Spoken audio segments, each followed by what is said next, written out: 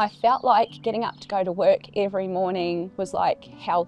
I couldn't make myself go, but I had to go.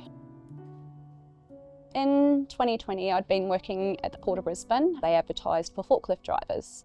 A year into it, was nominated as a union delegate. It gave me a sense of purpose every day outside of my usual work job. Depending on how many problems there were within the workplace, but depending on how many people would leave their stations to come and converse with me about problems. So my managers were coming to me and telling me off. Members were leaving their workstation to come and speak to me, and it wasn't okay, there's people not working. Because of those things, managers started not speaking to me. When I served certain truck drivers, I had to do paperwork on the forklift. As I was doing my bits of paperwork, they would lean over the forklift, rub my leg.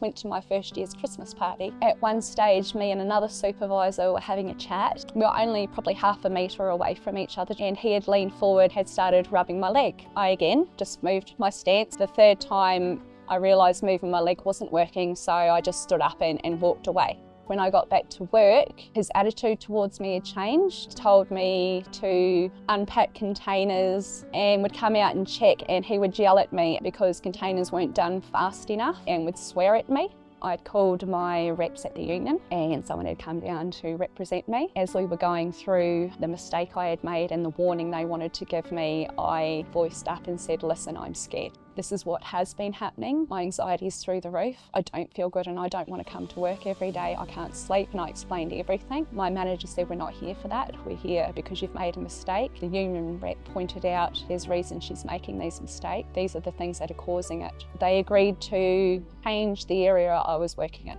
So I moved to a different site, but unfortunately I still had to clock in at my original site each day, which meant going across where our trucks pulled up, or seeing these drivers to go past them. And too many days of doing this month after month, I started feeling worthless. Being a single parent, I have to go to work. I have to pay the bills, it's only up to me. I was vomiting on the way to work. I didn't know where I was going or what I was doing, and I didn't know myself anymore. My doctor diagnosed what was happening, which blew my mind. I was very scared that me and my daughter were going to be like one of those statistics I've read about and that I see, that through no fault of their own ends up living in a car with their child. That's the toll it had on me. Didn't know where to go. I had spoken to my union and they'd given me Maurice Blackburn's phone number. That's what I did. Spoke to Laura. I hate to see people affected the way Tracey was in the workplace. She's a person who has worked her whole adult life. She's providing for her family. We shouldn't tolerate workplaces and environments in the workplace that allow this to happen to people. Tracey's claim was initially rejected by WorkCover Queensland, and we were able to successfully overturn that decision with a regulator review. With psychological injury claims, it is quite common to see WorkCover reject the claims. It can be really difficult to get that decision overturned, and it's definitely worthwhile having the expertise to assist with that.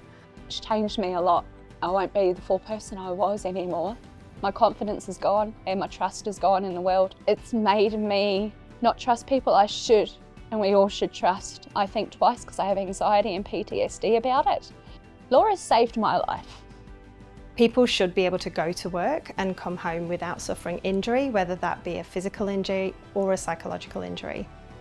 Unions play a vital role in making sure that workplaces are free from hazards, both to people's physical health and their mental health. Tracey's incredibly brave for coming forward, and it's important that everybody else does the same. No one ever comes across like they're fed up or any question is stupid, even if you ask it 3 times. Knowing I had the safety net of a no win, no fee meant the world to me, because without that, I would not have been able to use Maurice Blackburn's services or a lawyer. If you're being bullied in the workplace, it might feel like the whole world is against you, but there are people who are there to listen and there to help, and you do have options.